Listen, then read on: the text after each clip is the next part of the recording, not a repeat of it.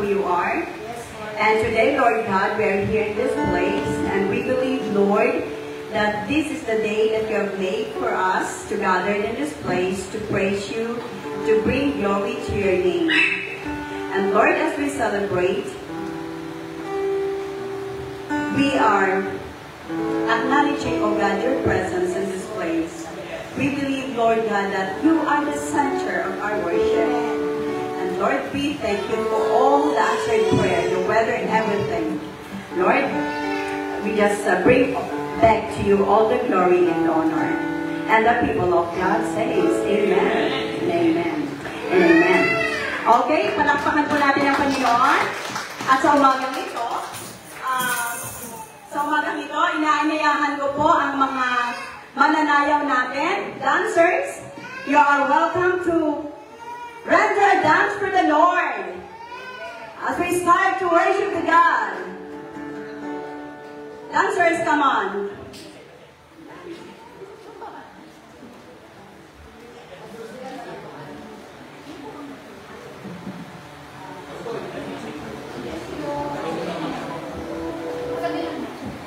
Okay, as the dancers will lead us wherever we are, let's dance. Sabayan po natin sila. Ano to? Zumba. Zumba to, Zumba. Zumba po, Zumba ito. This is Zumba. Warm up to praise the Lord. Okay. Dito ka sa likod ko. Palakpak naman dyan.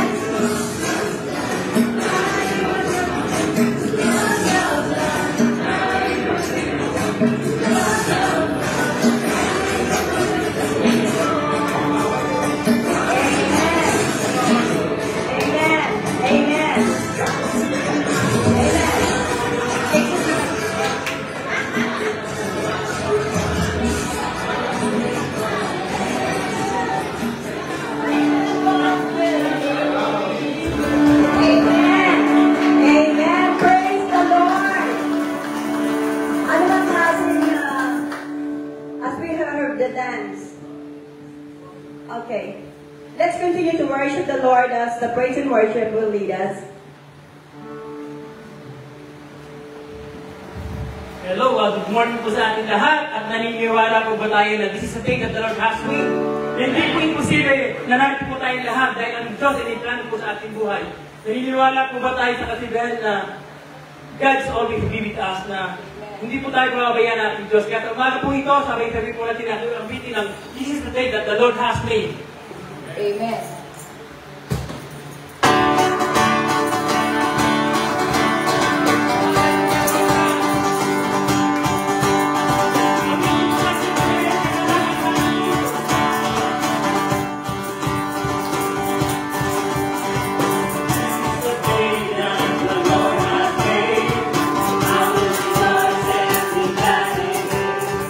This is the day that the Lord has made. I will rejoice.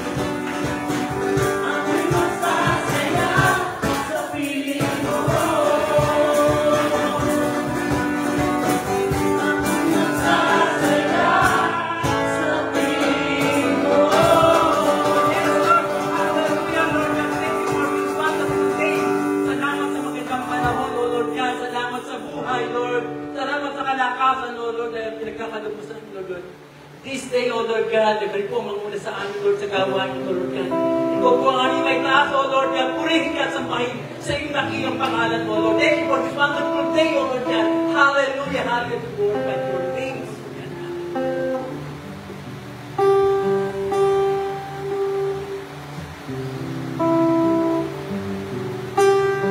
Tunay nga, Lord, na mabuti ka.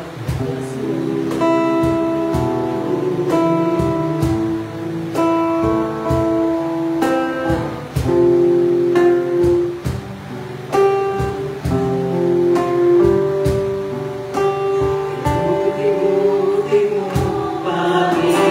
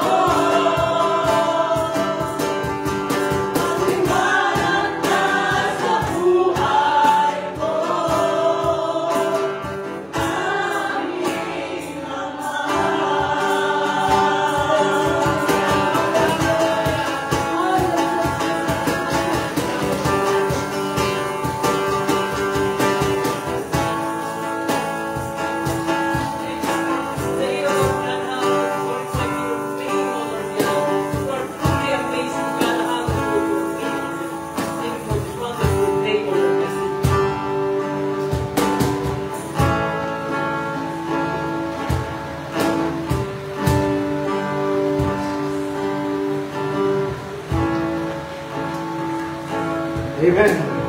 Manalangin po tayo. Panginoon, Ikaw ay Diyos na buhay. Noon, ngayon at kailanman, kayo ang Diyos na tapat at kayo'y nararapat naming itaas sa lahat ng panahon. Sa oras na ito, Diyos, idako niyo po ang iyong mapagpalang kamay sa lugar na ito, sa dako na ito. Ang iyong banal na Espiritu ay malayang pumilos sa puso, sa buhay ng bawat isa. At hayaan ang pangalan ni Jesus ay maitaas sa aming kalagitnaan. Ano man, Panginoon, gawa ng kaaway ay aming sinasaway at hinahayaan ang paghahari mo ang siyang manguna sa aming kalagitnaan. Sa pangalan po ni Jesus, Amen and Amen. Praise God! Palakpakan po natin ang Panginoon! Hallelujah! Hallelujah! Minsan pa, sabihin natin, praise the Lord!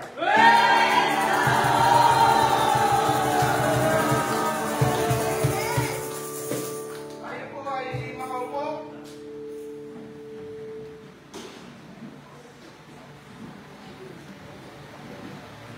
Let us read the word.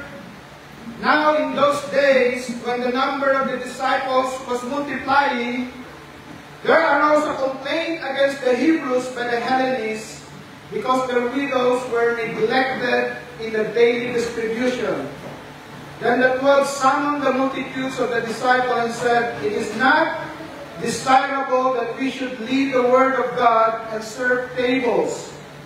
Therefore, brethren, seek out from among you 7 men of good reputation, full of the Holy Spirit and wisdom, whom we may appoint over this business. But we will give ourselves continually to prayer and to the ministry of the word. And the saying pleased the whole multitude, and they chose Stephen, a man full of faith and the Holy Spirit, and Philip, Prochorus, Nicanor, Timon, Parmenas, and Nicholas, a proselyte from Antioch, whom they set before the apostles. And when they had prayed, they laid hands on them. Then the word of God spread, and the number of disciples multiplied greatly in Jerusalem, and a great many of the priests were obedient to faith. This is the word of God. Mga kapatid, sa lahat ng paglago, sa lahat ng paglaki ng anumang organisasyon, kahit sa paglaki ng pamilya, merong kaakibat na mga challenges. No? Kahit nga lamang yung paglaki natin, personal, may kaakibat na challenges.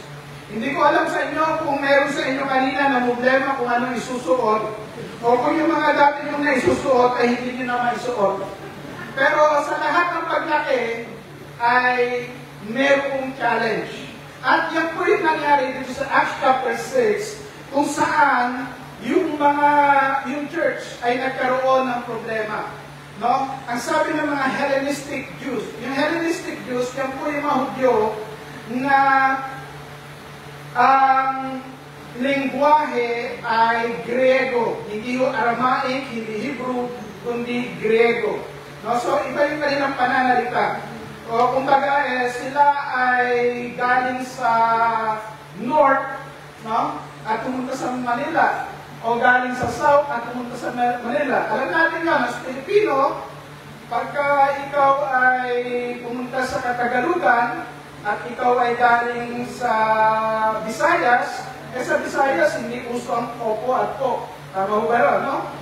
At minsan, dahil hindi sanay yung bata sa ganoon, maaaring nagkakaroon ng problema sa school. No? At ganoon din naman, kung ikaw ay galing norte, kakaiba rin ang yung pananagalog. No? Kailangan palambutan. Pero, tingnan mo natin, ano yung maaaring natin matutunan dito? So, lumalago sila, at yung keyword doon, the disciples were multiplying. No, sinasabi nga marunong mag-multiply. No? Okay. 1 plus 1. 2 plus 2. 3 plus 3. Okay. 1 times 1. O, mas malaki ang 1 plus 1, di ba? Yes. 2 times 2. O, parehas lang ang 2 plus 2 at 2 times 2. Di ba? 3 times 3. O, lumaki na. May pagkakaiba pagka nagmumultiply. No? So, tingnan naman natin. 5 things we can learn from Acts 6, chapter 1 to 7. Number 1 is, familiar po ito sa lahat. Kahit sa pamilya, growth can bring tension, challenges, and create new needs. Pag lumalaki ang pamilya, nagkakaroon ng palibagong pangangailangan. No? Pagka nagkaroon ka na, pagka yung anak mo mula sa isa at naging 100, mga kailangan ka ng tulugan, mga kailangan ng number ng pinggan. Kung kayo ay mag-asawa lamang, para kayong nagbabahay-bahayan, para kami ngayon, no? Yung pagkain nyo ay pwedeng isang takal, no? Pwede na kayo. Pero kung yan ay 100, malaking kaldero ang kailangan yan. No? Dumating sa punto na yung mga Hellenistic Jews, o ito yung mga Hudyo na ang salita ay Grego, ay nagkaroon ng problema. Sabi ko, now in those days, when the number of the disciples was multiplying, there arose a complaint. Nagkaroon ng complaint. Bakit daw? Against the Hebrews by the Hellenists, because their widows were neglected in the daily distribution. Nane-neglect daw yung mga Hellenistic, yung mga salita ay Grego, no? Hindi ko alam kung anong dahilan, pero hindi naman sinabi doon. Ang malinaw ay hindi parehas yung distribution ng pagkain. Siyempre, maaari natin sabihin, kung sino ang malapit sa kusina, sila ang may nabubusog ka agad, di ba? Sila ang may maraming supply. Pangalawa nating makikita dito, yung primary duties should not be sacrificed for emerging needs. Hindi dahil sa lumalaki yung pangangailangan, ay isa-sacrifice na natin yung ating pangunahing dapat na gawin. Halimbawa, dumarami yung anak natin, Papa, pwede ba huwag ka nang pumasok sa opisina, samahan mo kung tayo mag-alaga ng mga bata. Pwede naman, di ba? Pero pag ginawa nila yun, anong mangyayari? Magugutom, di ba? So yung primary duties, dapat alam natin. No? Okay. Sabi dito, then the 12 summoned the multitude of the disciples and said, it is not desirable that we should leave the Word of God and serve tables. Dito ho, napaka-importante na alam natin yung kaibahan ng immediate needs pati kumpara sa primary needs. No? May mga immediate needs na hindi dapat manakaw yung primary needs. Halimbawa, no? Kung ikaw ay mayroong primary na katungkulan sa pamilya, di ba? Lalo na ngayon, pasukan. At ikaw ay may nilalaan na pang-tuition, pambayad sa iyong mga anak. Ang tawag doon ay primary needs. Di ba? Tapos, yung pinsan mo ay naimbitahan maging ninang at kailangan niya ng may pangregalo at pambili ng damit. Ang tawag doon ay immediate needs. Ngayon, ikaw ba na mayroong primary needs na pang-tuition, susuko mo ba yung primary needs mo para yung immediate needs ng yung pinsan ay matugunan? O, nasa iyo na yun kung gagawin ninyo, no? Pero dito makikita natin na yung primary duties should not be sacrificed for emerging needs. Bakit? Kasi lahat naman ay may needs eh. Di ba? Lahat ay may pangangailangan. Sa totoo lamang lahat ng panahon na ikaw may pangangailangan hanggang ikaw ay magkasakit. At may kita mo na ang pinakailangan mo ay malagaan mo yung sarili mo. Okay, pangatlong bagay.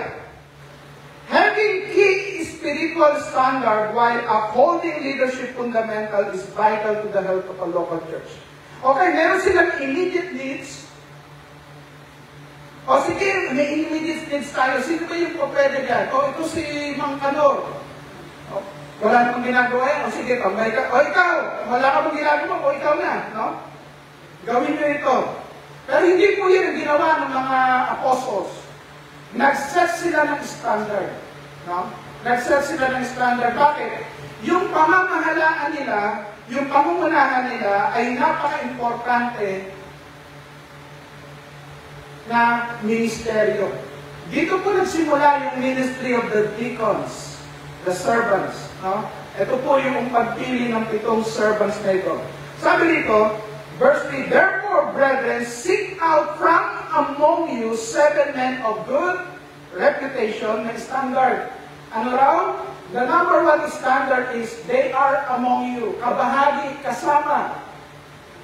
Kabahagi o kasama? Tanungin mo yung katabi mo, kabahagi ka ba? O kasama? O sumama lang? No? Okay. Pero ang sabi ron, seek out from among you 7 men. So among you, 7 men of good reputation. No? Good reputation. Bakit po? Bakit napaka-importante ng good reputation na ito? Kasi sila ay maghahawak ng resources. Maghahawak sila noong mga iniambag para sa pagpapakain ng mga biyuda, no? Ng mga nangangailangan. So, kailangan ng good reputation. Kasi kung bad reputation yan, baka sabihin, ako, pinang-walwal lang yan eh. O pinang-ano lang. Naku, ayun ba? Si brother na ganito?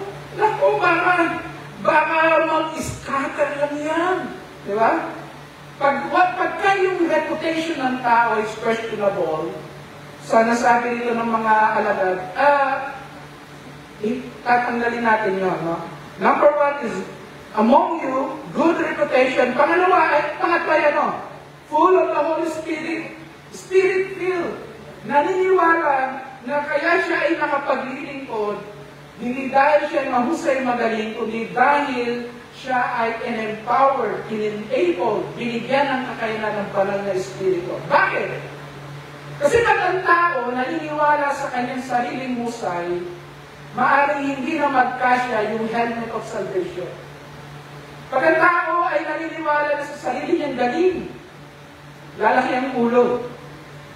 Pag ang tao ay filled with the Holy Spirit, he or she knows, nakakatayo siya, nakapaglilingkod siya, dahil binigyan siya ng kakayanan ng Panginoon. Amen. That's the difference. Ano pa?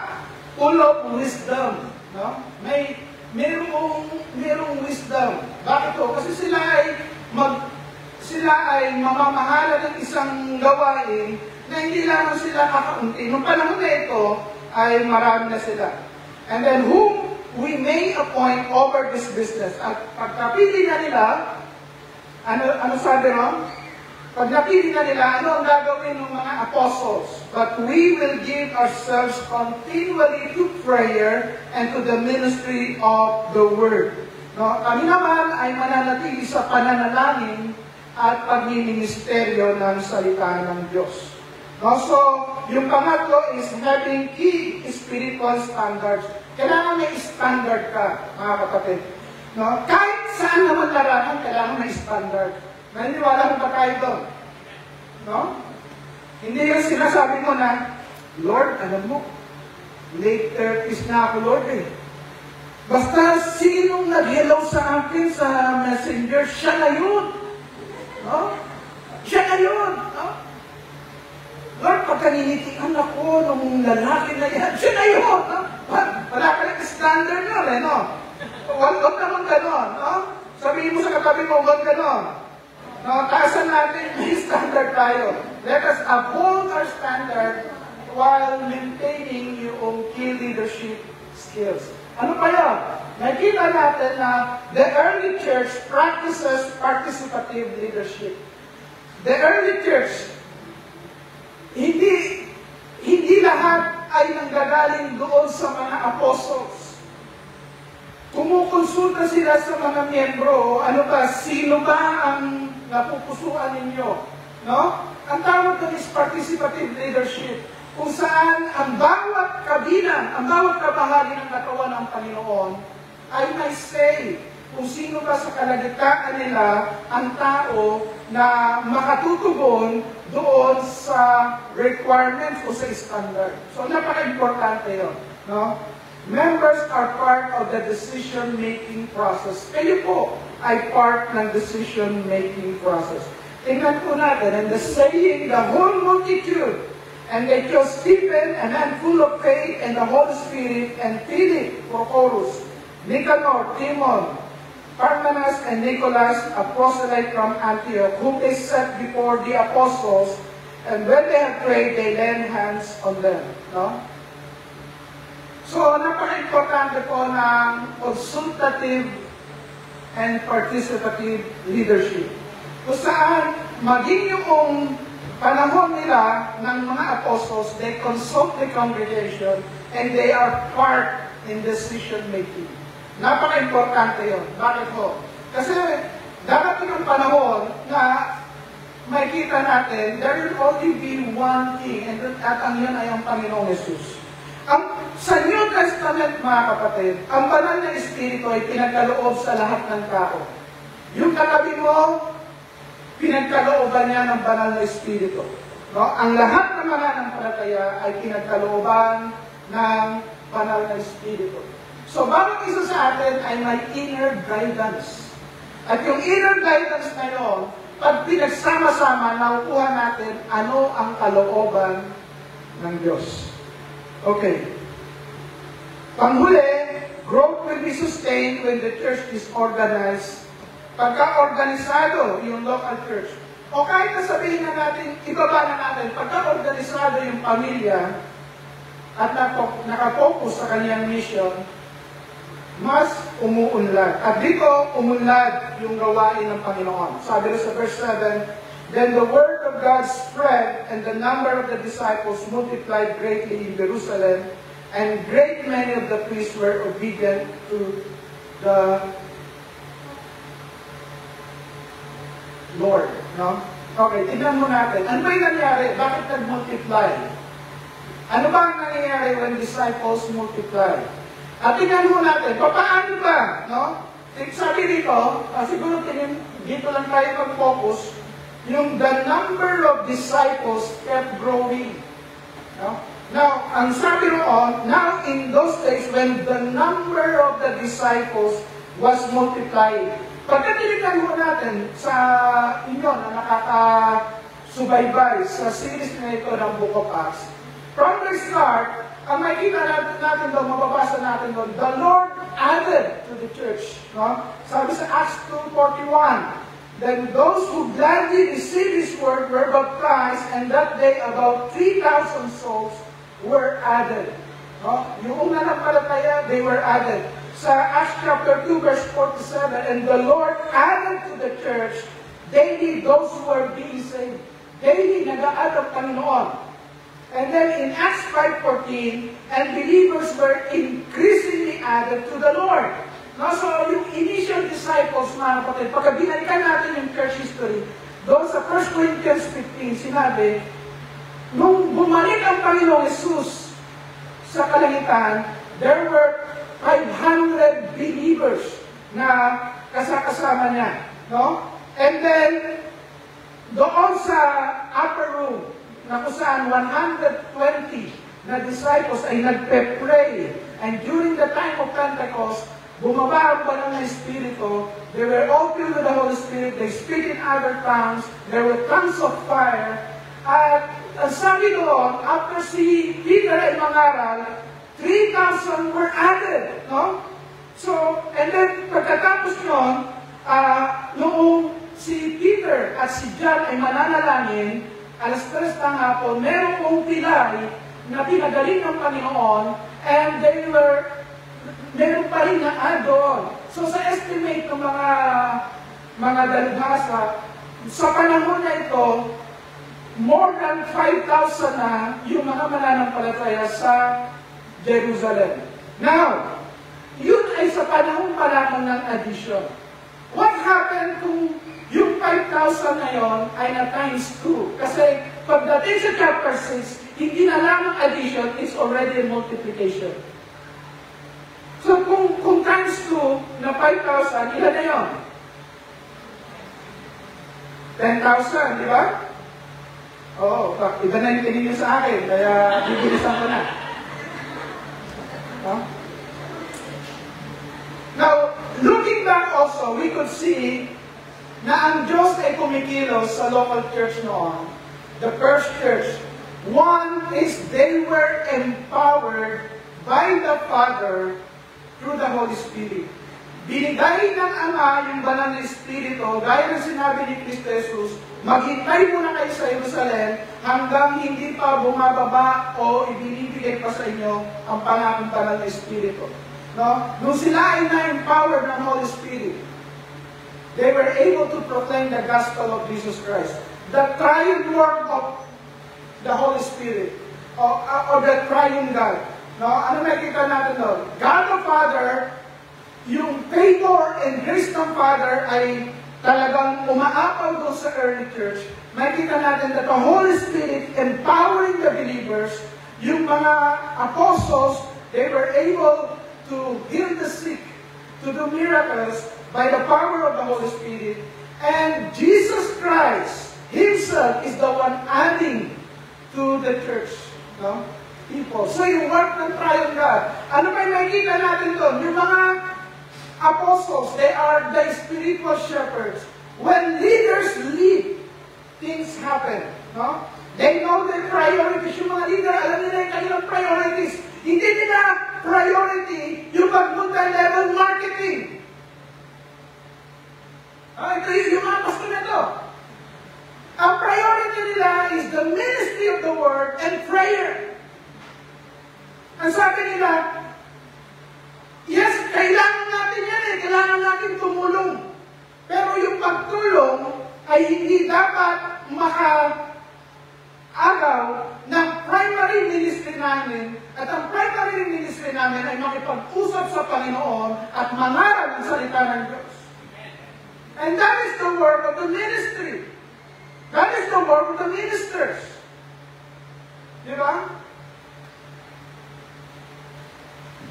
Pagkamalayang nakakapanalangin, pagkamalayang nakakapag-aral, yung mga ministro, yung pangangaral ng salita ng Diyos ay hindi lugaw. Hindi nako-compromise. Puro at solidong salita ng Diyos. Ano ba nakikita natin sa mga alagad? Ano ba nakikita natin sa mga apostles? Nung sila ay nakulong, hindi mo sila nagpukmok, hindi sila nag-post. Sobra na sila. Ibagsak sila. Wala akong ganon. Hindi sila nag-self-pity. Kawawa naman kami. Kinulong kami, hinuli kami. Alam niyo po, nung hinuli sila, kinulong sila, hinampas sila, nung nakalaya sila, they are rejoicing. They see that persecution is a privilege. Magkaiba, di ba? Magkaiba. Eh ngayon pa nga lang, pag nabash na, akala mo, persecuted na ako. Bakit? Binash ako eh. Sabi lang siya, ako rin kapatid, bakit? Binlak ako. Eh, hindi ka pa nahuhuli, hindi ka pa nahukulong, nanginiyak ka lang. Eh sila nahuli, kinulong, hinampas. And when they went out from the jail, they are rejoicing because they see that persecution is a privilege because they are counted worthy of the suffering of Jesus Christ. Amen? Yung naiinitan ka nga lang ngayon, ano ba yan? Kailang ba matitigil ang kalbo na yan? Dapat tumigil ka na! Ha? Hindi pa tayo nangangalaghati, mga kapatid. 7 verses pa lamang. Ha? Ano pa makikita natin? They are leading the church. They are preaching the gospel. They are equipping and discipling believers. Doon pumapasok yung discipleship Pag pumasok yung discipleship, pumapasok yung multiplication. Bakit po? Kasi pag nag-disciple ka, tinitrain mo yung mga tao na mag-evangelize. Tinitrain mo yung mga tao na mag-alaga rin. Kaya sabi ni Jesus Christ, go and make disciples. Ang ibig sabihin is replicate yourself. Na kahit mawala ka, magpapatuloy yung gawain, dahil yung gawain ay hindi nakatali sa preacher, yung gawain ay nakatali sa banal na Espiritu, na kumikilos sa lahat ng miyembro ng gawain ng Panginoon. Kaya pakit yung katabi mo, kapatid, ikaw ba ay alagad? Oh? Yan. Makikita natin, ano yung mga church member? Now let us look back. Yung mga church member, makikita natin, they are disciples. Pag sinabing disciples, they are people who learn. Hindi sila yung, oh Lord, nakaten na ako ha.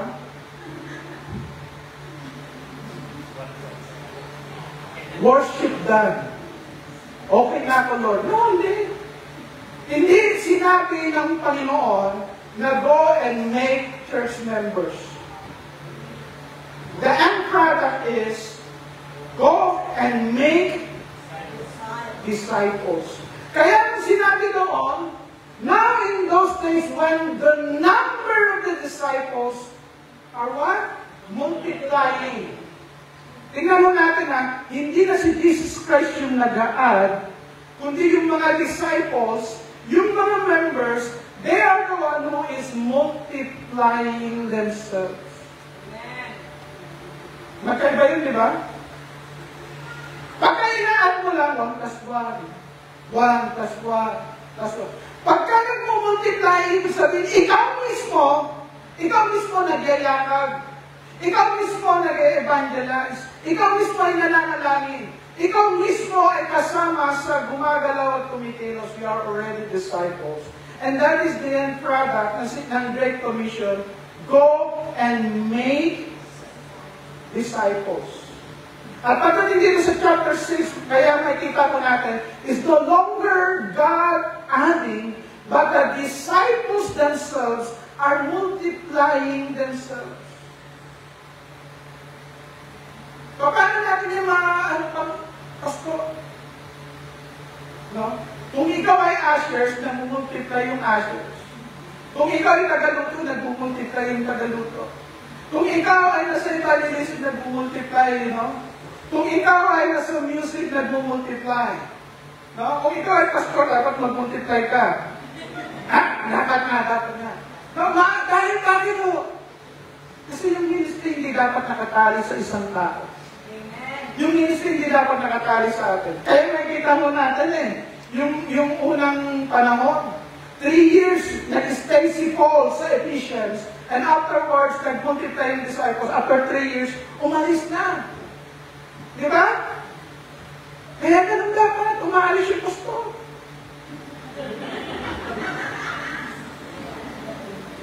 Tingnan mo natin, ang sabi nun, there are learnings from big meetings. They met regularly at the temple, and at the same time, they meet house to house. Meron silang big meetings, tapos meron silang small group meetings, house to house.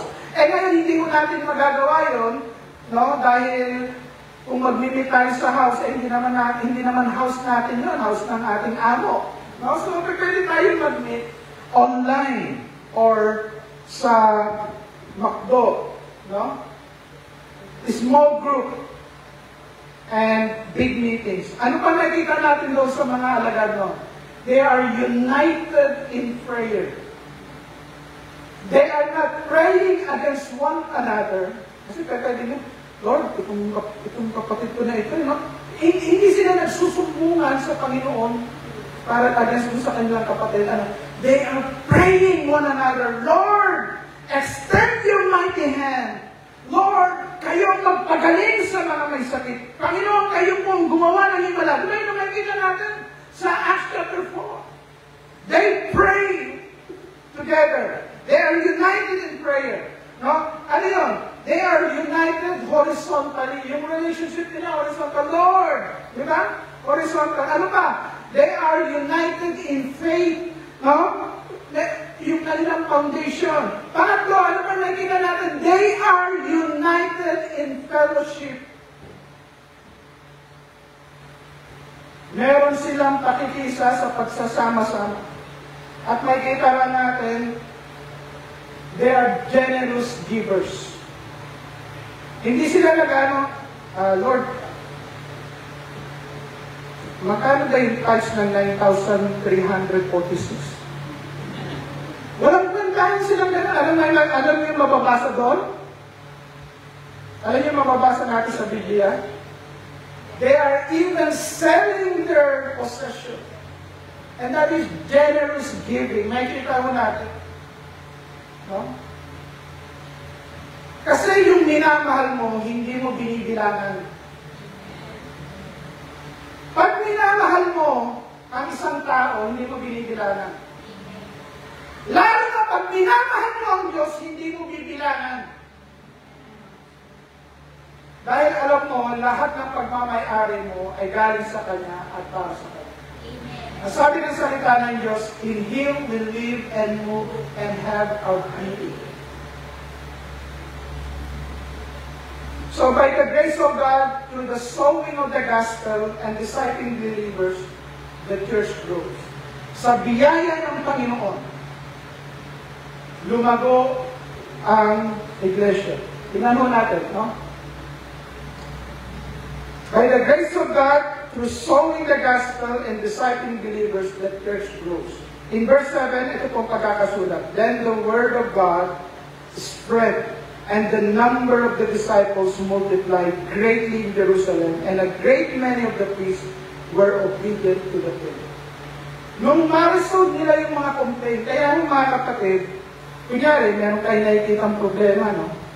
Huwag mong itago. Huwag natin sabihin kay Pastor, nakakahiya naman. Kaya na natin umalis yung kapatid na yun, complain ng complain. Hindi, di ba?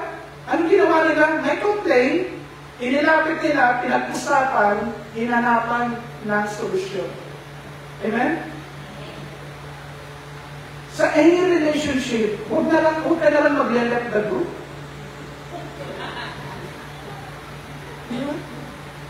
Meron ka ganun, di ba? Let the group. Bakit? Kasi may complaint ka, hindi mo maisabi. Tapos, nung nag-let the group ka, hindi naman nila alam, bakit siya umalis?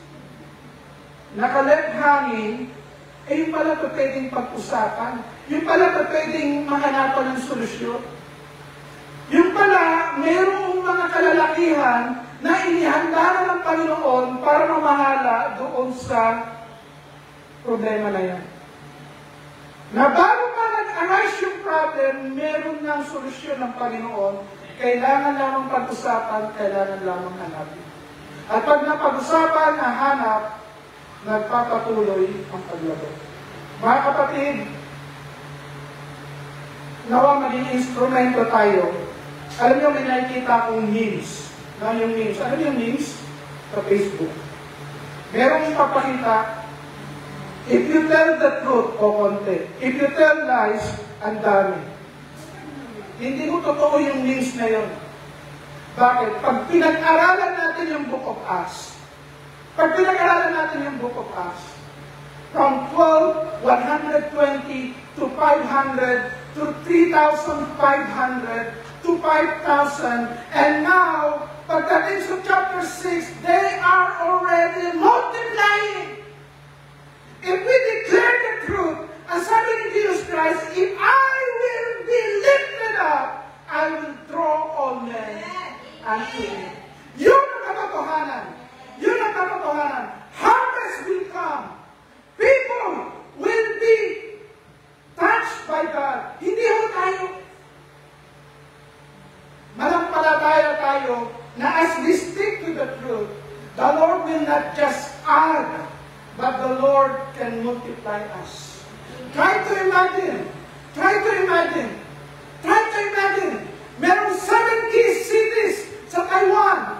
What if God, in His favor and grace, will give us Hsinchu, will give us Miaoli, will give us Kaohsiung?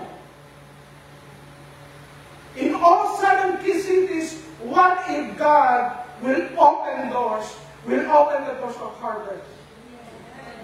Mangyayari yun if you're ready for harvest. Mangyayari yung pag nakita natin, the Lord can multiply His disciples. Bakit po? Hindi naman muna ng mga Tagalog na eh. Sa totoo lang, kung nagbabasa kayo ng news, nakikita na ho natin, we are already living in a prophetic age. Nakikita na natin labanan sa Iran at sa Israel. No? Yung Israel is like a timetable ng Lord. Maaaring ikaw ay may mahabang plano. Pero dapat lahat ng plano natin ay lumuluhod sa kalooban ng Diyos. Lahat ng plano natin lumuluhod sa agenda ng Panginoon. Doon mo nangyayari that we seek first His kingdom, His rulership. Yes, mangyayari ang lahat. Mangyayari ang lindol, mangyayari ang tagutong, mangyayari ang digmaan. Pero ano sabi ng salita ng Diyos? But this is one thing for sure. This gospel of the kingdom will be preached to all nations. The gospel is unstoppable. Hindi po siya mahihinto. Mawala man yung mga ngaral. Merong 10 o higit pa na tatayo. They will take the torch. Bakit po? Kasi yan ang normal na pagiging disciples, that we multiply ourselves. Tayo po'y tumayo, tayo po'y manalangin. Panginoon at dakilang Diyos, Ama namin mapagpala. This time, O Lord, we pray for your grace to multiply. Lord, kayo po ang mag-enlarge ng aming territory. Kayo po ang mag-enlarge, O Lord. Makita namin, O God, hindi nyo lamang kami kaya, hindi nyo lang kaya, Panginoon, mag-add sa amin, but you could multiply us. Amen. Lord, in our midst, raise up an army, O Lord, who will be living witnesses. Because sinabi mo, Panginoon, that you will give the Holy Spirit, and we will be empowered, and we will be witnesses from Jerusalem to Judea, through Samaria, and to the uttermost part of the world. Saan mo man dalhin ang bawat kapatid, hayaan, Panginoon, na ang mensahe ng Ebanghelyo ay patuloy kong lumagana sa pangalan ni Jesus. Amen. Amen. Amen.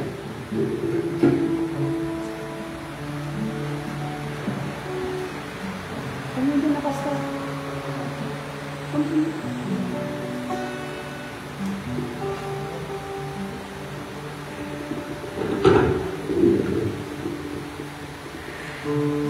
Okay, mga kapatid, let us go sa Santa Cena. Maaari na kayong umupo. Basahin ko lamang po sa 1 Corinthians 11.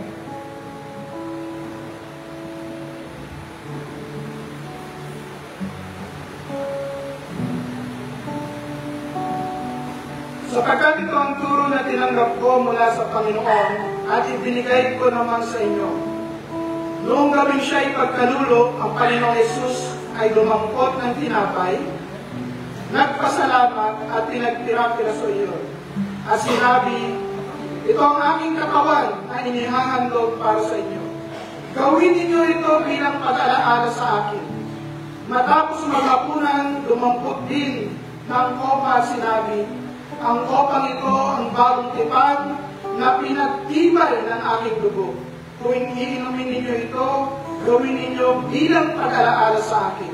Sapagkat tuwing kakain kayo ng tinapay na ito at iinom sa kopang ito, ipinapahayag ninyo ang kamatayan ng Panginoon hanggang siya'y muling pumarito. Mga kapatid, napakalaki ng pagmamahal sa atin ng Panginoon. Tayo na makasalanan ay kanyang minahal. Ibinigay niya ang kanyang bugtong na anak upang tayo naman ang palataya ay magkaroon ng buhay na walang hanggan. Sa ating pag-alaala sa ginawa ni Kristo Jesus, tayo po ay panandaliang magpasalamat. Panginoon, maraming salamat po, O Diyos, na kami, Panginoon, ay minahal mo, na kami ay pinili mo. At sa aming pag-alaala, O Diyos, sa aming pagkain, Panginoon, ng tinapay na sumisimbolo sa iyong nakawa na nabayubay sa krus ng Kalbaryo, patuloy po kaming magpapasalamat sa pag-ibig mo. Sa aming pag-inom, O Diyos, ng kopa ng bagong tipan, kami nagpapasalamat sapagkat nilinis mo kami sa lahat ng aming kalikuan. Ay tanggapin mo, Panginoon, ang pasasalamat ng bawat isa. Sa pangalan po ni Jesus. Amen. I-distribute po yung mga elements. Kuha po kayo, sabay-sabay po natin kakainin, sabay-sabay po natin iinumin.